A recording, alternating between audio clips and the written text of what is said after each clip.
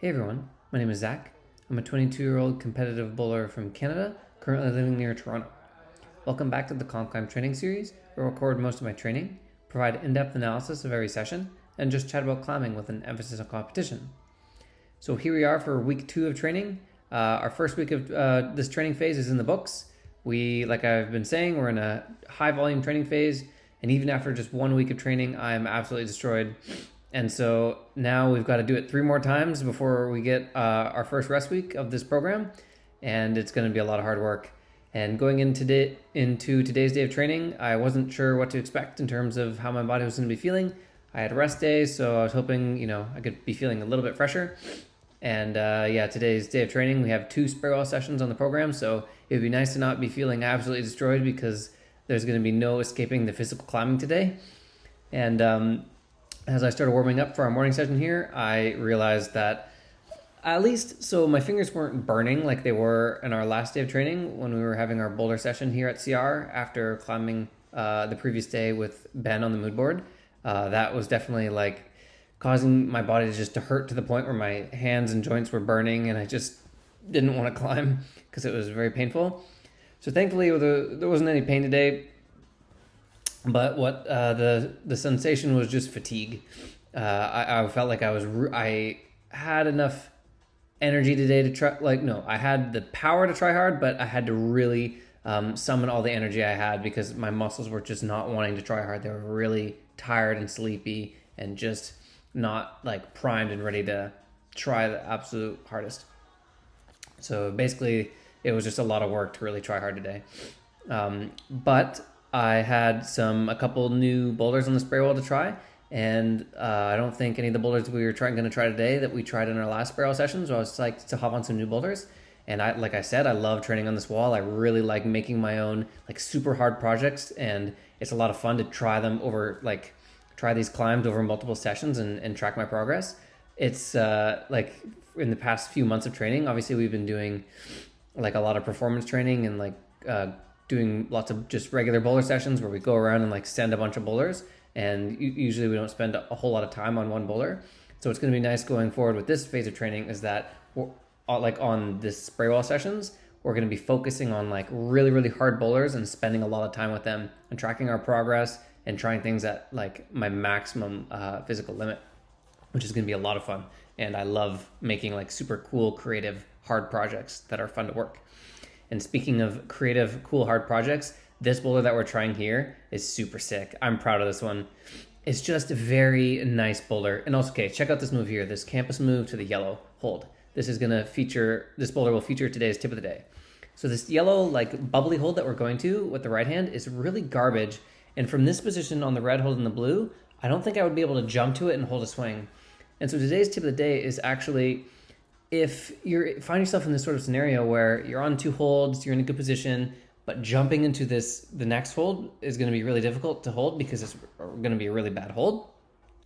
If you're in a position where you think you can take a swing off these 2 holds, basically the tip of the day is take your swing off of the 2 holds that are more swingable and then campus to the next hold. And that way, basically the idea is I wouldn't be able to jump to the yellow hold and take a backswing on these holds because the yellow hold isn't good enough. And so by doing a campus move, all of a sudden I have way less swing because my feet are already away from the wall, right?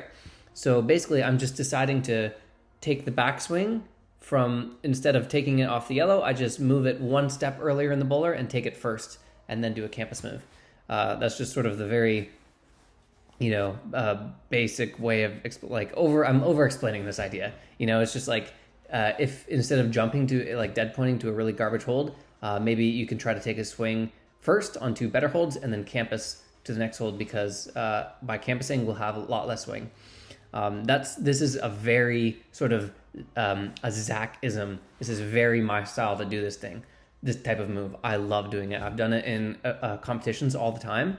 And it seems very simple, but when it helps, it can really help. And this has actually given me the edge on a lot of bowlers in competitions.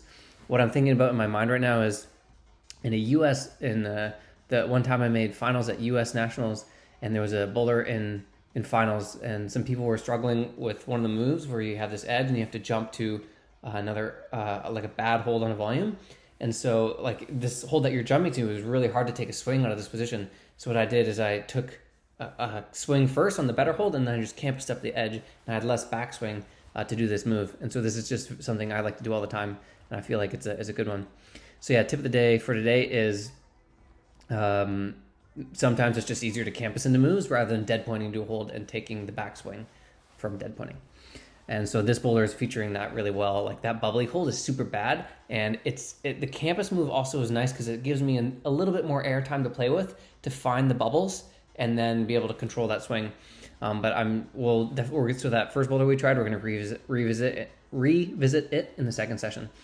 But for now, I'm trying another boulder here. We did try this one on our first spiral session, didn't we? This one is a nice slopey boulder. I like this boulder too. It's nice and pure and simple. It's got this cool jump move in the middle. And so now it's been taking me like a few tries to stick this jump move, but I think it's actually not too bad of a jump move, even though it's taken me a lot of tries. I just haven't had like a super fresh feelings when I've tried this boulder, because I think this jump is like my style. I should be able to do this move pretty confidently. So if we try this boulder on a day where I'm feeling a bit better, I bet I can actually send this one.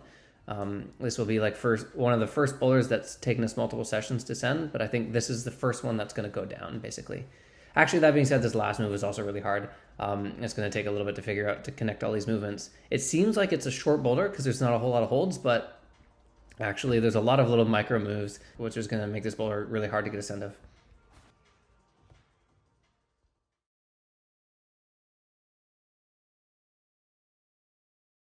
So here we are for session 2. Just rested for like 3.5 hours, sat at the gym, and then now we are for the same session just later in the day. And thankfully for this session, I was feeling a bit better while I was warming up. I could tell I had a bit more energy, a bit more power. And it's funny how this goes sometimes with double sessions. A lot of times my second session will be feeling better than my first. So we're trying this boulder again. This is probably the boulder that I'm most psyched on the 45 right now out of all of the boulders that I've made for myself. This one is like really cool. It's got some like really cool subtle movements.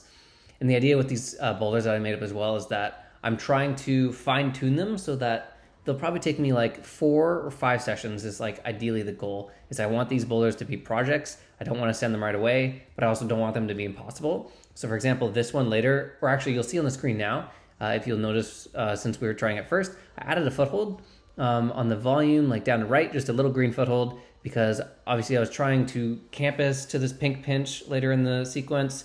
I tried to go foot first at one point.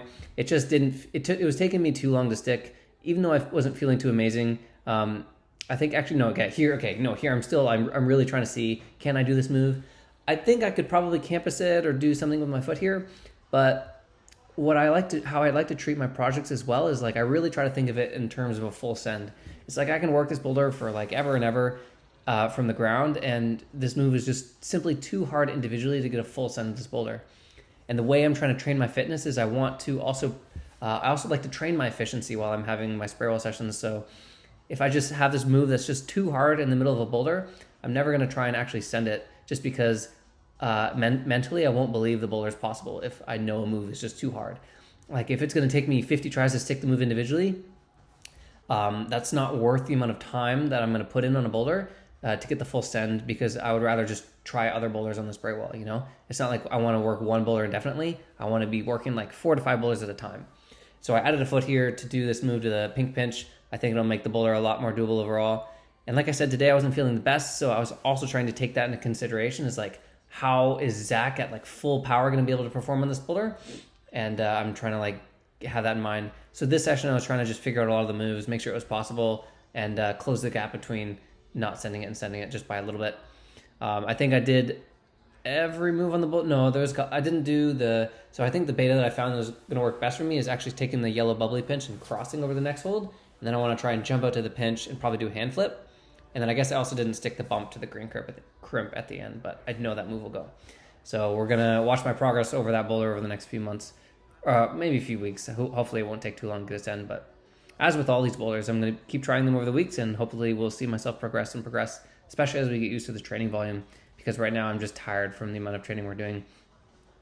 So while I was making up a couple more boulders before the session as well, sometimes I'm just in the mood for like something, when I walk up to the spray wall and it's time to make up boulders, I'm like, okay, I want a dyno or I want pinches, which happened to be the case today. I was looking at the wall and I said, I want just a pinch line. I want a pinch masterpiece.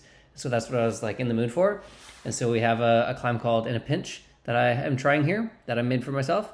And this boulder is I wanted to make something that was like, we put in a lot of time working on our weaknesses lately, and as we should, but it's always fun to just work on your strengths as well. So I tried to make the most Zach style bowler that I possibly could. Here we're just jumping around with some massive moves on some pinches, and this boulder is a lot of fun. It starts off with this massive jump out to this purple pinch, which when I was like sort of looking at the wall, I thought the pinch was going to be a little bit better than it was. It was a bit more slopey than I was hoping. So already this boulder just turned out to be a little bit harder than I thought. And then for this ending sequence here, what we do is we are going to try and go up to this yellow sloper. We've got this black pinch. And now the initial version of this boulder, it has me going to this yellow pinch at the end here, which I thought was also going to be a bit better than it was. I feel like I remember this hold being more in cut than it was, but apparently it's not. And so I wanted to do what I was trying there, which was have a heel hook, go up to this pinch, and then do like a death-defying jump move to this pink finish. But what I decided to do after the session was concluded is I'm just going to switch the finish hold from the pink to the white jug just to the left of it. So I'll update that in Stoked when we try this boulder next. So that I often get like ahead of myself, and for some reason I just have this like instinct to not want. I always put a stupid hard move at the end of these boulders. It's like I just don't want myself to send a boulder on the spray wall ever. And so I have a bad habit of making just like too hard finish moves. And then I often get caught up in trying a spray wall boulder over and over again and like wrapping these boulders out and like falling on the finish 5 times because I just put terrible finish moves. So that's something I'm actually going to try and go forward, change going forward, is making like doable finish moves. So if you notice me making like way too hard finish moves on my spray wall boulders, you got to yell at me in the comments because I need to stop. I'm going to hurt myself one of these days, like trying to jump to a really hard move at the end. But anyway, here we are continuing to work this boulder. I'm trying to go to this yellow sloper a lot, which I'm realizing now is the crux move. I thought that the first span was going to be the crux, but you'll notice I stuck it finally a few tries later. It didn't take too long to stick this first move, but it turned out that this move to the yellow sloper was actually the hardest move of the boulder. And so I'm playing around with some of my attempts, like trying to use this pinch foot on the left, like a heel hook to go up, and some attempts I'm actually just trying to campus the move because the purple pinch is really bad for the foot. It's really slopey, and so I find I'm not actually getting any purchase on it. But here we got like a really solid ground try. I got just super fired up. I was using my tip of the day from one of the previous videos with Ben, my like breathing. It's like I was saying, it was very important to really breathe like powerfully and emphasize your breathing, especially during a high volume training phase, because our body is just like very tired and very dormant, and we need to bring out all the power that we possibly can. So I got super fired up. I gave a pretty good ground try. Couldn't quite stick the yellow sloper. And then I just decided to finish the session off with a few more attempts on this move. It definitely is possible. And usually what I do, like I said, with my first session on like these projects when I try a new project on the spray wall, is I just try to make sure the boulder's possible. And I almost always treat the first session on every boulder that's introduced as like a forerunning session. So that's also kind of like a pain in the butt sometimes. And that's one thing I do like about my kilter board sessions and my moon board sessions is there's no forerunning involved in the training, because it can be a bit tedious and it's a lot of like mental work and like, okay, is this boulder that I'm trying, is it even actually possible? So that's actually why it can be hard sometimes to have really, really good spray wall sessions and feel like you're getting maximum value, because you have to have like a good intuition of what's possible for yourself and for your boulders, and it can take a lot of work sometimes, but it's fun and it is rewarding when you nail it and you finally get a project. But that wrapped up a pretty fun day of training, double spray wall session. This is like definitely my most fun day of training that's on the program so far. Like I really love training on the spray wall, and so you give me like a double spray wall day. That's a happy Zach. And so yeah, this day of training was a lot of fun. We opened some new projects, and tomorrow I'm gonna boulder. I think I'll probably boulder at Guelph Grotto. So yeah, you can look forward to that tomorrow. Insert Kaji Vitocho here.